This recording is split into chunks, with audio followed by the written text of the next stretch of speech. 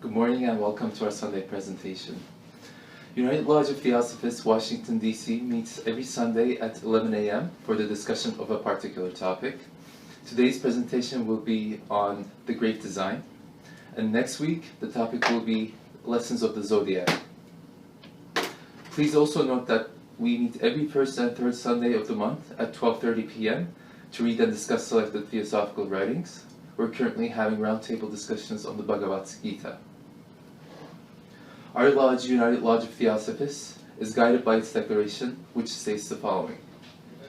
The policy of this lodge is independent devotion to the cause of Theosophy, without professing attachment to any theosophical organization. It is loyal to the great founders of the theosophical movement, but does not concern itself with dissensions or differences of individual opinion.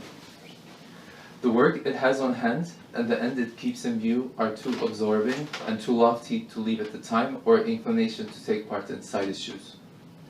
That work and that end is the dissemination of the fundamental principles of Theosophy, and the exemplification and practice of those principles through a truer realization of the self, a profounder conviction of universal brotherhood. It holds that the unassailable basis for union among Theosophists, wherever and however situated, is similarity of aim, purpose, and teaching, and therefore has neither constitution, bylaws, nor officers, the sole bond between its associates being that basis. And it aims to disseminate this idea among Theosophists in the furtherance of unity. It regards as Theosophists all who are engaged in the true service of humanity without distinction of race, creed, sex, or condition or organization, and it welcomes to its association all those who are in accord with its declared purposes, and who desire to fit themselves, by study and otherwise, to be the better able to help and teach others. The true Theosophist belongs to no cult or sect, yet belongs to each and all. Today's reading comes from the Bhagavad Gita.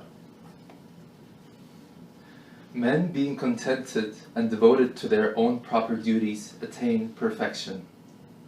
Hear now how that perfection is attained by devotion to natural duty. If a man maketh offering to the Supreme Being, who is the source of the works of all, and by whom this universe was spread abroad, he thus obtaineth perfection. The performance of the duties of a man's own particular calling, although devoid of excellence, is better than doing the duty of another, however well performed. And he who fulfills the duties obligated by nature does not incur sin. A man's own natural duty, even though stained with faults, ought not to be abandoned, for all human acts are involved in faults, as the fire is wrapped in smoke. The highest perfection of freedom from action is attained through renunciation by him who in all works has an unfettered mind and subdued heart. Learn from me, in brief, in what manner the man who has reached perfection attains to the Supreme Spirit, which is the end, the aim, and highest condition of spiritual knowledge. Imbued with pure discrimination, restraining himself with resolution, having rejected the charms of sound and other objects of the senses, and casting off attachment and dislike, dwelling in secluded places, eating little, with speech, body, and mind controlled, engaging in constant meditation, and unwaveringly fixed in dispassion, abandoning egotism, arrogance, violence, vanity, desire, anger, pride, and possession, with calmness ever present, a man is fitted to be the Supreme Being. And having thus attained to the Supreme, he is serene, sorrowing no more, and no more desiring. But alike towards all creatures, he attains to supreme devotion to me. By this devotion to me, he knoweth fundamentally who and what I am, and having thus discovered me, he enters into me without any intermediate condition. And even the man who is always engaged in action shall attain by my favor to the eternal and incorruptible, imperishable abode, if he puts his trust in me alone. With thy heart place all thy works on me, Prefer me to all else. Exercise mental devotion continually and think constantly of me. And now for today's talk.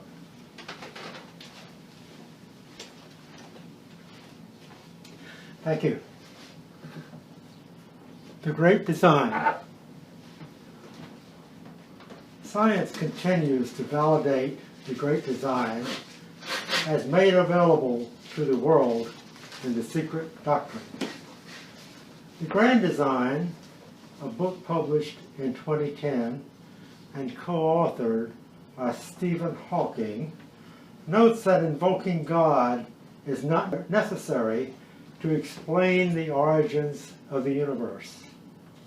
Dr. Hawking said that one can't prove that God doesn't exist, but science makes the common perception of a personal God unnecessary. His comments and those of other outstanding scientists on the Great Design seem to have come close to that far line where the mind dimly perceives that the visible world must be patterned after or ensouled by an invisible one, with the realization that the earth has a consciousness. Some quotations by respected scientists since the Secret Doctrine was published. Quote, "If the universe is a universe of thought, then its creation must have been an act of thought." Another quote, "The deeper we probe, the more elusive do the answers become. Radiation, as we are just beginning to see, is something which lies very close to, if it is not actually, the central mystery of creation." And again, quote, "What then is matter? We look out upon this seeming solid globe of ours, its mountains and valleys, fields, cities, and palaces. What are they but radiation? Radiation imprisoned in electrical bonds. What is their mass but an expression of the intense energy locked up in their minutest particles? Radiation is the fundamental stuff of which the universe is made. Now the wheel seems to have come full circle, and modern science is face to face with the mystery of the act of creation."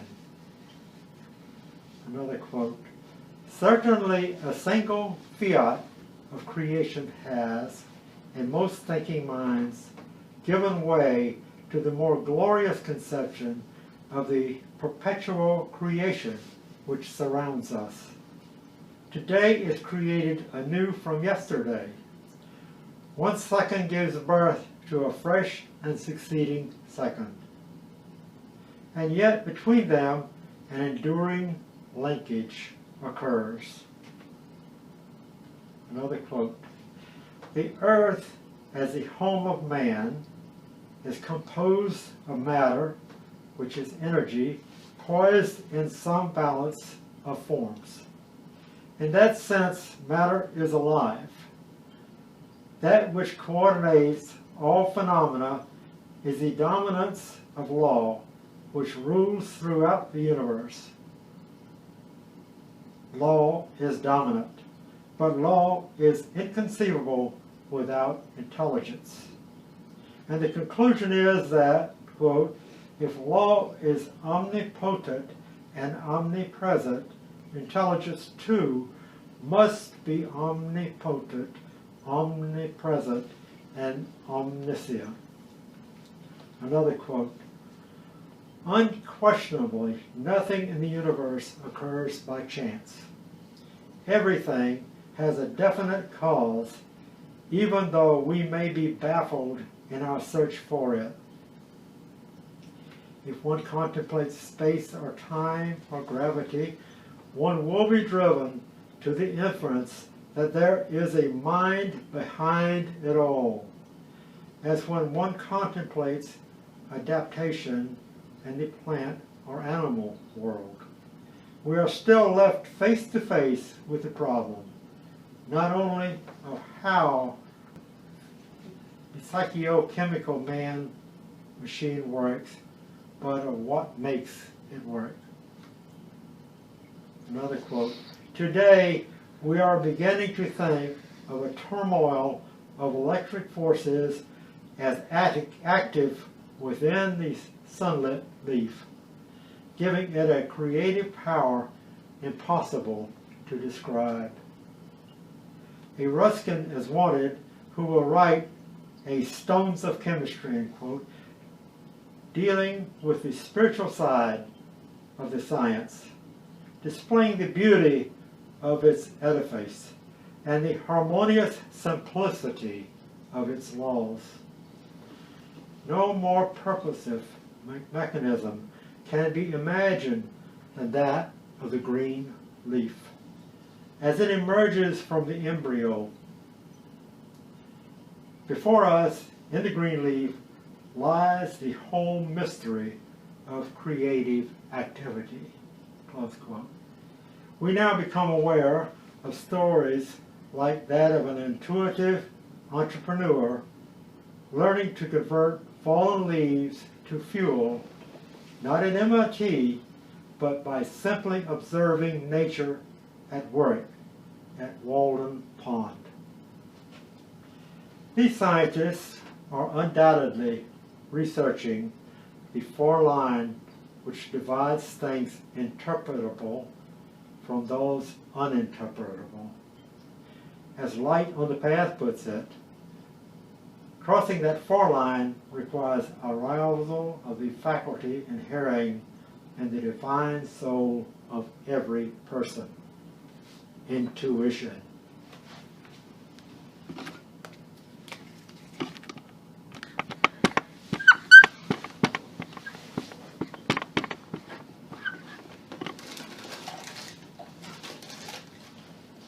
This shows HPB's prophecies coming true regarding the advance of science.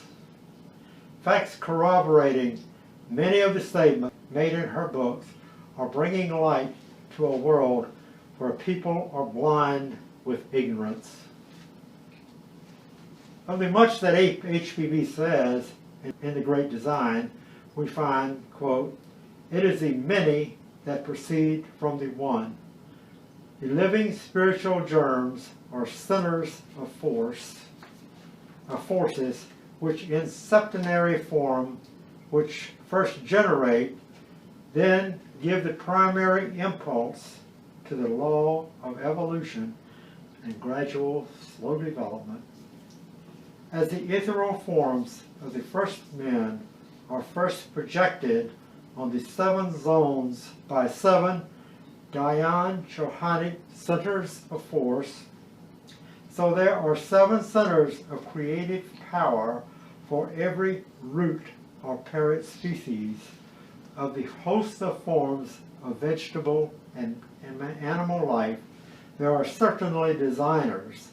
They are builders or masons working under the impulse given them by the ever-to-be unknown, at least on the material plane, Master Mason, the one life and law." Secret Doctrine, Volume 2, page 732. And again, all the forces of scientists have their origin in the vital principle.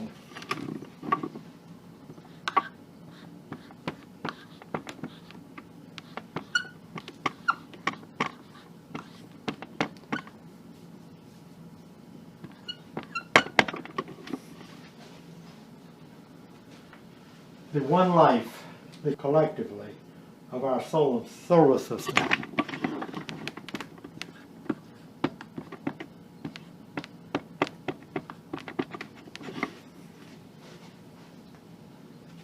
That life being one of the aspects of the one universal life, Secret Doctrine 1, page 591. And further,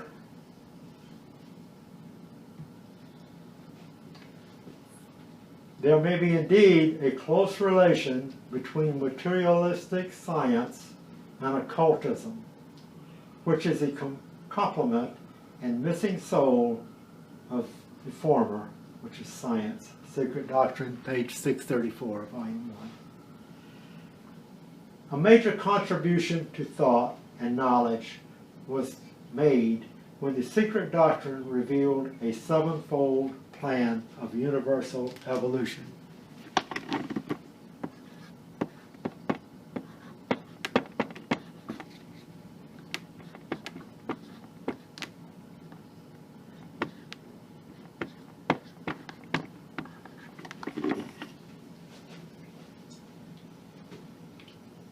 A plan which before now had not been distinctly recorded for the public at large. Theosophy draws attention to the distinction between the manifested universe and the unmanifested, between active and passive.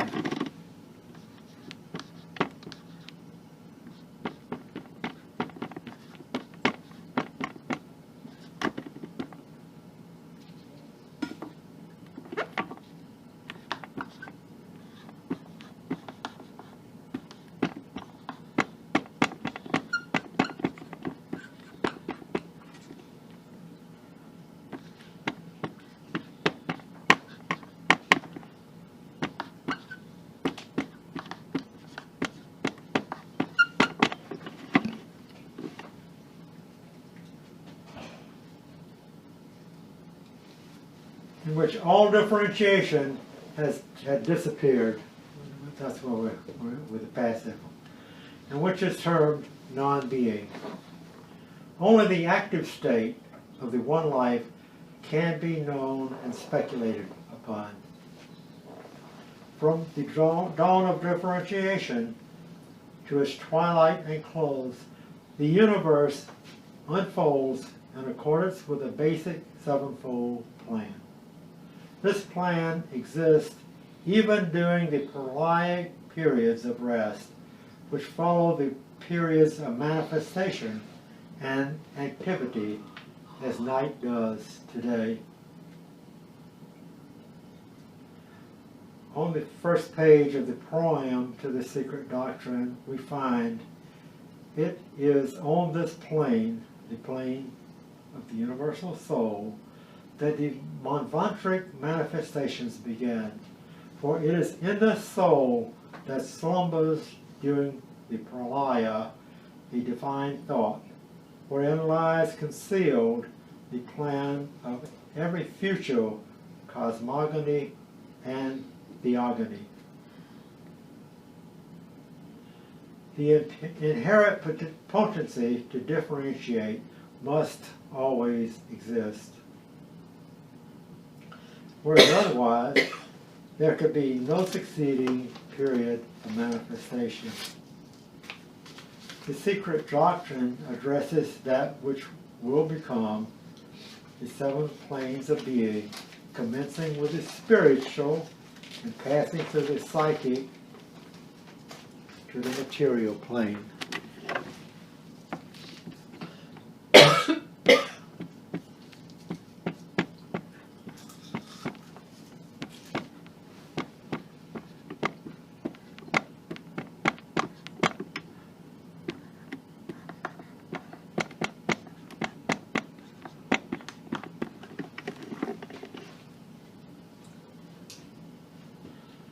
The seven planes of thought, or the seven states of consciousness, correspond to these planes.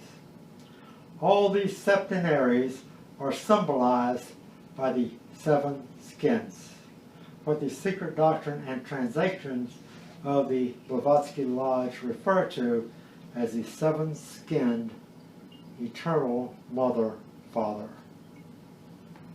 The term divine thought represents those metaphysical abstractions beyond which the human intellect is incapable of forming an intelligible concept.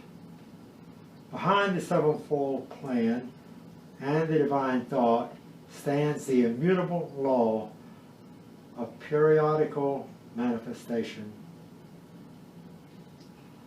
This law becomes perceptible as a plan and as ideation when it reflects itself in the collective consciousness of the beings who make up a particular field of evolution. The first volume of the Secret Doctrine, page 44, tells us, quote, according to esoteric teaching, the real cause of that supposed desire to perceive or feel and to exist remains forever hidden, and its first emanations are the most complete abstractions mind can conceive. These abstractions must of necessity be postulated as a cause of the material universe which presents itself to the senses and intellect. And they underlie the secondary and subordinate powers of nature which anthropomorphized have been worshipped as God and gods by the common herd of every age. The unfoldment and construction of the universe can be compared to the construction of a building. First there arises a will,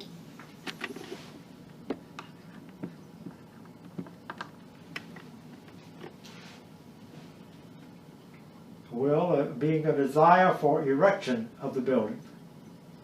This corresponds to the immutable law of manifestation.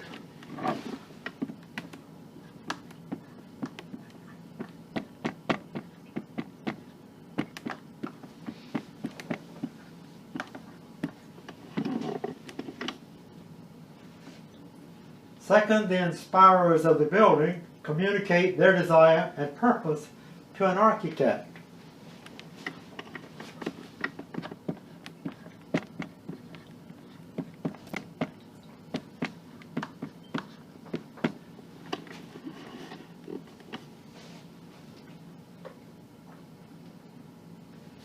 In the architect's mind, that desire is reflected in an ideal form. This ideal concept in the mind of the architect is in its turn reduced to a concrete plan or design.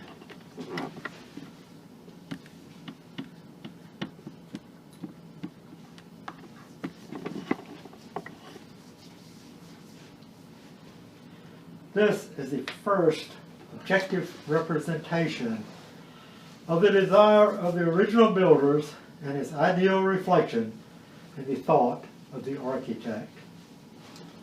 After this, the construction.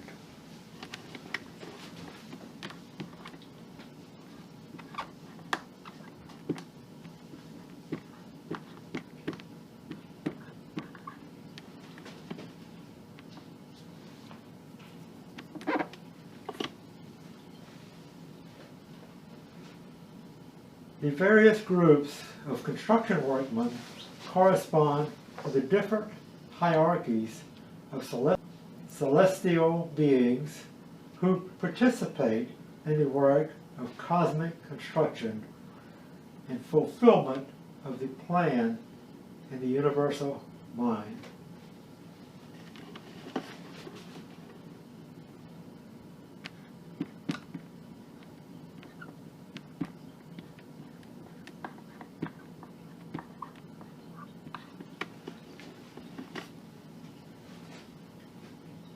As to the sevenfold plan as a pure abstraction and its operation in conjunction with a concrete program of evolution, the bare noumenal plan is one thing. It's working in the numberless universes which come and go in the boundless infinitudes of space another. Although the general plan governs all globes and solar systems, no two worlds have the same scheme of evolutionary unfoldment. In the key to Theosophy, where's the key? There it is. We read, quote, though the fundamental law and the universal working of laws of nature are uniform, still our solar system, like every other such system in the millions of other cosmos, and even our Earth, has its own program of manifestations differing from the respective programs of all others. The same idea also applies to worlds and systems of worlds, as well as the countless beings inhabiting and composing the worlds and systems. While the essential natures of all beings is the same, the acquired natures present the widest variations from the seaweed to the cedar of Lebanon, from the jellyfish to the elephant. The standards of the Secret Doctrine give an abstract formula which can be applied to all evolution. To that of our tiny Earth, to that of the chain of planets to which that Earth forms one, to the solar universe to which that chain belongs, and so on. We have therefore the great plan behind the manifestations of all worlds and their beings, and the infinite applications of that plan to the differing karmic conditions of the worlds and beings. The inherent power to reflect the great plan of cosmic unfoldment is possessed not only by the beings of a cosmos as a collective aggregate, but also by each being individually. This power is retained by every being throughout the entire course of the Manvantara, or the gradual descent from spirit to matter and back again. Every monad is a being on a pilgrimage and hence an active participant in the fulfillment of the grand plan. The highest beings are those whose participation is so complete that they may be said to be the direct agents and embodiments of the law and the plan, Jesus, Buddha, Krishna, etc. They retain the power to reflect the plan in all its perfection as they descend and ascend from plane to plane and sphere to sphere. Those other than the highest beings reflect the plan only partially, depending upon their past evolutionary development. On the highest plane, where matter offers little or no obstacle, all the beings share in the general knowledge. As the beings descend, the matter of the various planes obscures the vision of those who have not yet learned to penetrate the various veils. Those other than the highest beings can do this. So we're talking about below the highest beings. And so only aspects of the great plan are seen and known. When these aspects are mistaken for the whole, then erroneous conclusions are drawn and wrong courses of actions pursued. And this is the condition of the vast majority of mankind. The lowest class of beings are those whose active participation in the septenary plan is so insignificant that they are just passive reflectors, as are those beings in the various elemental kingdoms, as was presented in last Sunday's talk on elementals. The purpose of evolution for every being is to acquire the power to carry through knowledge of the highest vision of the highest plane to all other planes, including the lowest. In the second chapter of the Ocean of Theosophy, there's one right here, Mr. Judge gives the divisions of the sevenfold universe roughly as the absolute,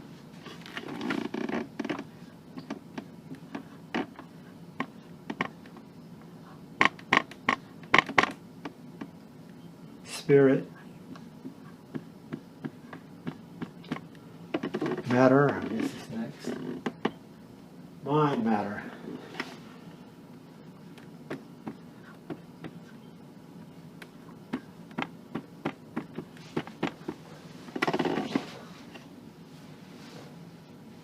Will, akasa, or ether.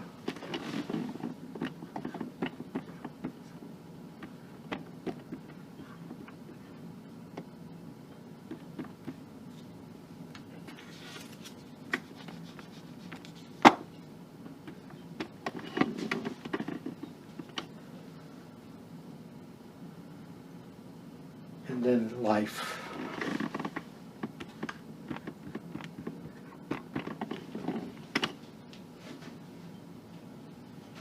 The concept of these terms in Theosophy differs radically from the ideas about them held by science and speculative philosophy.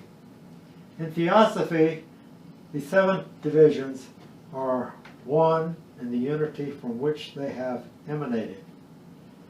As the whole of manifested space is filled with living beings, these divisions represent great orders of beings as well as powers and forces. Spirit would include those perfected beings who are the self-conscious carriers of the great plan of evolution, and who work incessantly and unerringly to bring the plan to fruition. Every cycle of manifestation opens and closes with these great souls. The word manvantara meaning between manas. During the periods of obscuration, or pralaya, these great ones remain as a seed of the next humanity. Matter would represent the beings at the opposite pole of those who are the unconscious and wholly passive reflectors of the plan, who blindly follow a path already laid out for them. Mind would represent all those capable of comprehending in any degree the purpose and goal of the pilgrimage through the cycle of necessity. Spirit, mind, and matter represent the three major classes into which the monadic host is divided. The other divisions laid down by Mr. Judge may be considered as resultants of the interactions of those three classes of beings with one another. Will is the power to so interact and is the force emanating directly from spirit. Akasa is produced from matter and spirit, and hence represents the first and highest incarnation of spirit in matter. This is the vesture of all beings during the entire manvantara, and may be said to be the substance of the soul. Life is a further interaction, a resultant of the action of akasa, moved by spirit among matter.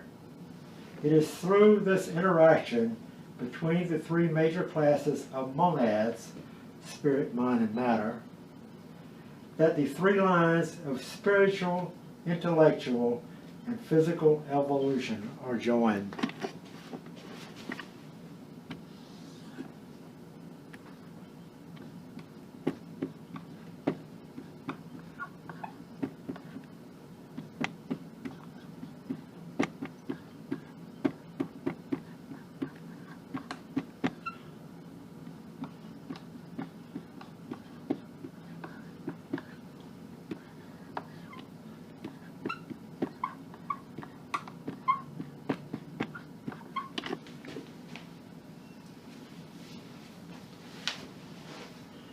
Man represents that juncture, and it's through man that the lowest class is raised to the dignity and stature of conscious godhood.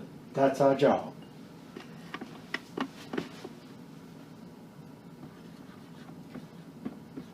Whether we know it or not, that's what we're supposed to do. The concept of unity in occult philosophy is such that no matter how infinite the manifestations, the one reality remains ever unaffected. Quote, I established this whole universe with a single portion of myself and remain separate. Close quote. This idea is basic and runs through the entire philosophy like a golden thread. As for fitting into the plan, HPB and Mr. Judge and Robert Crosby respectively noted that humanity is the child of cyclic destiny, and not one of its units can escape its unconscious mission or get rid of the burden of its cooperative work with nature. Close quote. Another quote, let us extend help to all who come our way. This will be true progress. The veils that come over our souls fall away when we work for others. Let that be the real motive, and the quality of the work done makes no difference. He who follows the true path is not drawn away from his fellow men. His fellow men are more to him than they ever were before. He sees more clearly the difficulties under which they labor and desires to help them in every way. So he is more of a living man. The plan is fixed only in the sense that it excludes none, deals justly with all, and unceasingly makes for righteousness. Observing only the appearances of things, we fail to perceive and comprehend the plan encompassing all. If this is a universal law, then indeed each circumstance must be to us quite right. And in our failures to perform said acts should be our greatest helps. For we can, in no other way, learn that calmness which Krishna insists upon. If all our plans succeeded, then no contrast would appear to us. Also, those plans we make may all be made ignorantly and thus wrongly, and kind nature will not permit us to carry them out. We get no blame for the plan, but we may acquire karmic demerit by not accepting the impossibility of achieving. We are not living in a mechanical universe.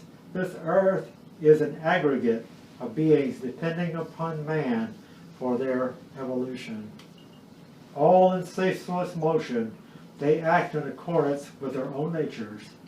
Their reaction is on man. It is not ours to say what shall be the result of an action. The law will bring about a result much better, perhaps, than we had imagined. Looking only to our motives, we must be ready at every step of the way to give up a preconceived notion, a set idea, even to part with all that we have held to be true. Thank you for listening. I'll open the floor for comments and questions. For those of us who have been raised in the Judeo-Christian Bible beliefs, and in Genesis it speaks about the creation, for example, and about the Word. It's the Word that initiates all the manifestation. How can we reconcile that with the will that you just explained? I mean, I'm hearing that totally reconciles creation This is the act of creating from the highest spiritual that we can possibly conceive of with the material and the cycles of inferred in this is things that we talk about all the time: the cycles, reincarnation, karma, evolution. All those words are in that. I mean, I see a total reconciliation. Yeah, If you're talking about just the word creation. Yeah, no, also the word meaning sound that initiates all the Sound is in there. manifestation. Yeah. Yeah. Yet you speak about will. Where does that fit in the Bible Color, story? sound. Oh, will is Yeah. it goes all through this. I mean, we're talking about will at the highest level, which is God's will, if you want to talk about it from a Christian's perspective. Well, our job is to make that our will. And that inner voice within us is what I'm trying to talk about here. And a question or comment back here. Did I get close enough to answering? I'll think We can more keep- about we can this. keep talking about yeah, it. yeah. I think it will come up in the next comments, and I can. Okay. This student can give reference to what you're saying. The word is verbum, and Yeah. I can quote from one of the articles. It says, "It's now this parabrahman, which exists before all things in the cosmos, is the one essence from which starts into existence a center of energy, the logos. This logos may be called in the language of old writers either Eshwara or Pratyagatma or Sabda Brahman. It is called the verbum or the word by the Christians. It's also called Avalokiteshvara by the Buddhists." And then it goes on. So it's still, it corresponds to logos, what you're saying, the word. Okay, yeah, thank you. Yeah, we talk about the first logos, which is the highest level, and the second and the third. When we get to the third logos, that's when it materializes into form. So we have to go down all three of them, and that's basically where the sisters understands it. The religions of the world, with the exception possibly of Buddhism and all of the esoteric religions are the same. So religions as we know in the West starts at the third logos. You know, and we just assume all the rest is God. Actually, Third you know, logos Jesus being- says, I'm the way, the truth, and the life, and no person comes to me except to the Father except through me. That's what he's saying. I'm a perfected being, and I've gone through all this stuff, and I understand all this. It's the great design. He understands that. He is the great design. Same thing with Buddha, same thing with Krishna, and all the great beings that we hear about. He said, you can, and then he also said, you can do greater things than me, which puts man directly in the spotlight, right up there with Jesus. Except we're not perfected yet. Oh, I was going to refer the question to the Secret Doctrine Proam, where it is stated that the great breath, which represents the movement, well, that represents the will. Exactly. The universal will. Yes. Because without it, it would not come about. But at the same time, it's vibration, which is what Exactly. I think the question was Word referring and to. sound, Color, vibration. sound, Vibration. that's the key. And they say the whole thing is based on mathematics, you know, and you read parts of the Secret Doctrine, and it's like a big old math puzzle. And because that's really how it all relates: math, color, sound, those things, music, because that's the vibrations. I have one more question. Maybe it's a silly question, but No silly the questions. will has to be active all the time during manifestation, or it ceases? Does the will maintain this manifestation? We're living during the Manvantara. Is that something that's in a continuum, or is just to initiate the manifestation process? It's all through it. Oh, okay. All through waking and sleeping. You Yeah. know, we call pralaya sleeping. That's an immense period of time. But it's like the nighttime we go to bed. It's there. Everything is within us still there, but we're not focused on all that stuff. So the will is not just an energy to initiate the process. It's all It's throughout there. the manifestation period. Yeah, we may not perceive it, but Yeah. it's there. Yeah. Okay. Yep.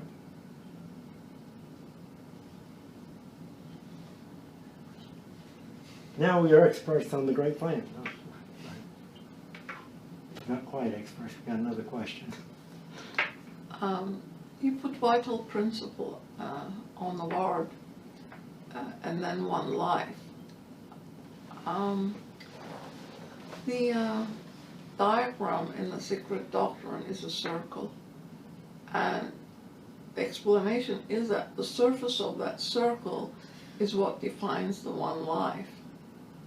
Would you like to comment on that vital principle for us? Well, the first thing we have to do is realize that this circle is so immense, you can't even put it on a board like that. So the dot in the circle and all that.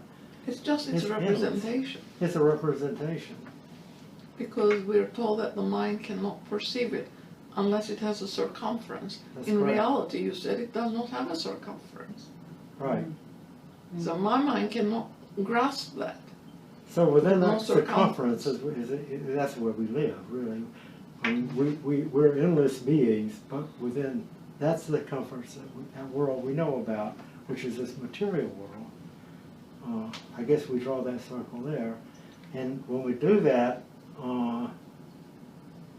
You're limited. unless we're a perfected being, we're very subject to,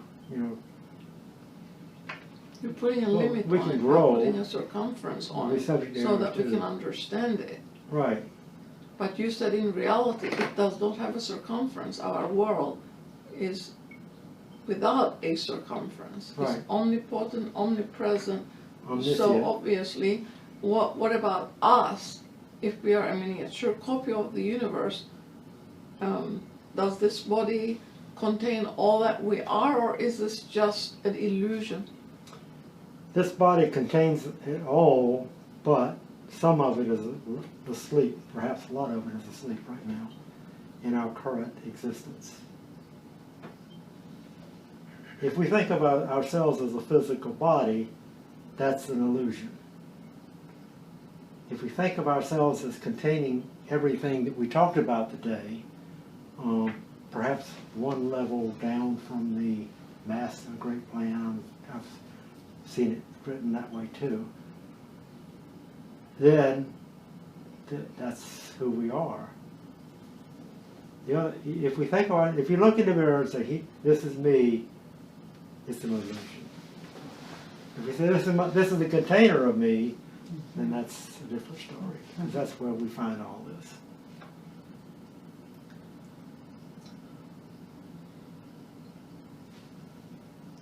Well, It's the direct opposite of we are all sinners and fall short of the glory of God. That is, we're speaking of the personality, we're speaking of the body. We're not speaking of who you really are. but who you really are, can it really fit into the body is the question. There's no such thing as time and space. We make it. It's man-made. So Mind. how do we define what fits into the body? Jill Bolt Taylor had commentary on that in a TED talk she did some years ago. We run it every, fairly frequently in here. Where she had a stroke and she realized that who she thought she was, she really was more, because she saw herself as totally folding into everything around her, so she could not see her fingers and her body and all that anymore. That's who we are. So, what was your question again? I think you answered. Well, it's hard to visualize that because because of the immensity of the thought process of visualizing it. Does it have something to do also perhaps the way we are raised and our education system kind of reinforces the limitation of life rather than the generality of it? It has an immense thing to do with that. Yeah, We spend half of our lives unlearning what we already learned, maybe well over half of them. because if we're considered inherently imperfect, the Secret Doctrine says there's no possibility on this earth that we're going to become perfected, because that will limit your thinking. But if you perceive that you're unlimited and perfect inherently in your higher triad, then that becomes a stepping stone to following that path that leads to perfection. But if you don't believe in it, you won't be able to realize it. Yeah, you have to believe and understand, not believe, but you're not asked to Based believe on anything. knowledge. Based on Based knowledge. on knowledge, we have to understand that we are not separate from anything. That is a major hurdle to have to overcome, but we can do it. Mr. Crosby wrote a lot about that. Buddhists also non-dualism. Right. But it is amazing how there are billions of people in the East who embrace this philosophy, and in the West it's so very difficult to impregnate the people's minds of the reality of it. Mm-hmm. Yeah, I think that seed is there. You remember one of the writings about Mr. Judge going to the World Religions Conference, and he had gotten to be known very well at that time, and you know, there's a lot of preachers in there and a lot of priests and so forth, and they came over. Some of them came over to the presentation he was making, and his room was full of people, and they were wondering whether some of them were at the unintended place. But so people have that inner feeling that there's truth in all this. But we're so much in denial, and our friends and neighbors are in denial. It's very difficult to get that idea across. First thing we're talking about is impersonal, being impersonal. Well, the student turned onto the TV, Dr. Yusuf, is probably a very fine man. Every other word, Dr. Yusuf, you know, and putting this out, it was centered on that personality. This philosophy doesn't allow, you don't do that unless you are the great plan. And he himself, I didn't hear him say that, but the, you know, folks surrounding him were doing that. So, you know, that's what makes it so difficult. That when you stand up here, it's not me, it's not the individual saying it. If you're doing it right, it's just presenting the philosophy as presented to you. That's the whole basis of the UOT. That's why this is one of the only groups, very few groups, that has the original teachings as presented to us. And our only mission is to make that available to those who find us. Perhaps also to make them curious to look at it themselves. Well, yeah, I mean, there's a lot of stuff involved in that, and it's a very difficult task because, you know, if you could spend lives understanding what's in that secret doctrine, because every time you read a passage, you get a different understanding of it, and it builds in the process. So you've got to do that, but you also got to try to communicate to doubtful people out there in the world. And it is some kind of warning about not throwing your pearls among swine. So there's a lot of conflicts, perceived conflicts anyway, in terms of getting that out. And that's why it's such a difficult task to hold the line, and yet have that love in us. And without love, we don't have anything. That love to understand, try to understand where the other person is coming from, and embrace all of that. So,